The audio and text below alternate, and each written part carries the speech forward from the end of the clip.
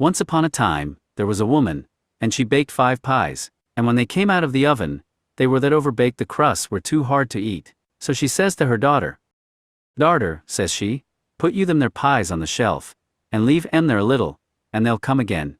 She meant, the crust would get soft. But the girl, she says to herself, "Well, if they'll come again, I'll eat now," and she set to work and ate 'em all, first and last.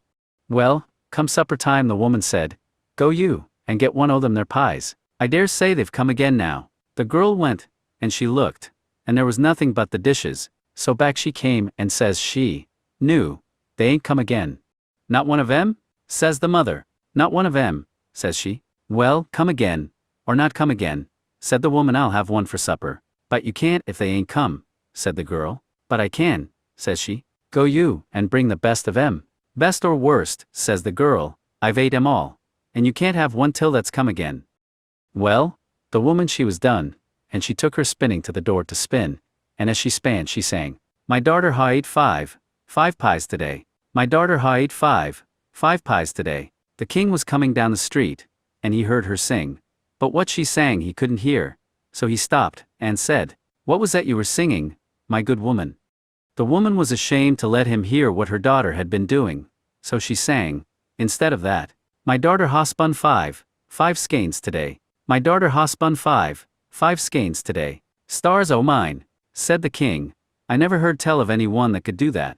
Then he said, "Look you here, I want a wife, and I'll marry your daughter. But look you here," says he, 11 months out of the year she shall have all she likes to eat, and all the gowns she likes to get, and all the company she likes to keep. But the last month of the year she'll have to spin 5 skeins every day, and if she don't I shall kill her."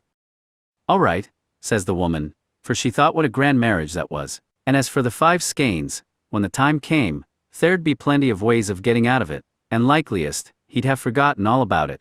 Well, so they were married, and for 11 months the girl had all she liked to eat, and all the gowns she liked to get, and all the company she liked to keep. But when the time was getting over, she began to think about the skeins, and to wonder if he had 'em in mind. But not one word did he say about 'em, and she thought he'd wholly forgotten 'em. However, the last day of the last month he takes her to a room she'd never set eyes on before. There was nothing in it but a spinning wheel and a stool, and says he, "Now, my dear, here you'll be shut in tomorrow with some victuals and some flax, and if you haven't spun 5 skeins by the night, your head'll go off." And away he went about his business. Well, she was that frightened, she'd always been such a gatless girl, that she didn't so much as know how to spin, and what was she to do tomorrow with no one to come nigh her to help her? She sat down on a stool in the kitchen, and law, how she did cry.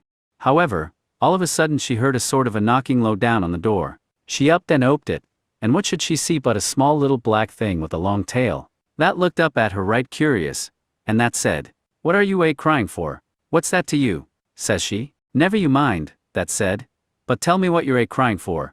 "That won't do me no good if I do," says she. "You don't know that," that said, and twirled that's tail round. "Well," says she, "that won't do no harm, if that don't do no good," and she upped and told about the pies, and the skeins, and everything. "This is what I'll do," says the little black thing, "I'll come to your window every morning, and take the flax and bring it spun at night." "What's your pay?" says she. That looked out of the corner of that's eyes, and that said, "I'll give you 3 guesses every night to guess my name, and if you haven't guessed it before the month's up you shall be mine." Well, she thought she'd be sure to guess that's name before the month was up. "All right," says she, "I agree." "All right," that says, and law, how that twirled that's tail. Well, the next day, her husband took her into the room, and there was the flax, and the day's food. "Now there's the flax," says he, "and if that ain't spun up this night, off goes your head." And then he went out, and locked the door. He'd hardly gone, when there was a knocking against the window. She upped and she oped it, and there sure enough was the little old thing sitting on the ledge. "Where's the flax?" says he. "Here it be," says she, and she gave it to him. Well, come the evening a knocking came again to the window. She upped and she oped it, and there was the little old thing with 5 skeins of flax on his arm. "Here it be," says he, and he gave it to her. "Now what's my name?" says he. "What, is that Bill?" says she. "No, that ain't," says he, and he twirled his tail. "Is that Ned?" says she. "No, that ain't," says he, and he twirled his tail. "Well, is that Mark?" says she. "No, that ain't," says he, and he twirled his tail harder, and away he flew. Well, when her husband came in, there were the 5 skeins ready for him. I see I shan't have to kill you tonight, my dear, says he. You'll have your food and your flax in the morning, says he, and away he goes. Well, every day the flax and the food were brought, and every day that their little black impet used to come mornings and evenings, and all the day the girls sat trying to think of names to say to it when it came at night, but she never hit on the right one. And as it got towards the end of the month, the impet began to look so maliceful, and that twirled its tail faster and faster each time she gave a guess. At last it came to the last day but one. The impet came at night along with the 5 skeins, and that said, "What, ain't you got my name yet? Is that Nicodemus?" says she. "No, t ain't." That says, "Is that Samuel?" says she. "No, t ain't." That says, well, is that Methusalem?" says she. "No, t ain't that neither," that says. Then that looks at her with that's eyes like a coal o' fire, and that says, "Woman, there's only tomorrow night, and then you'll be mine," and away it flew.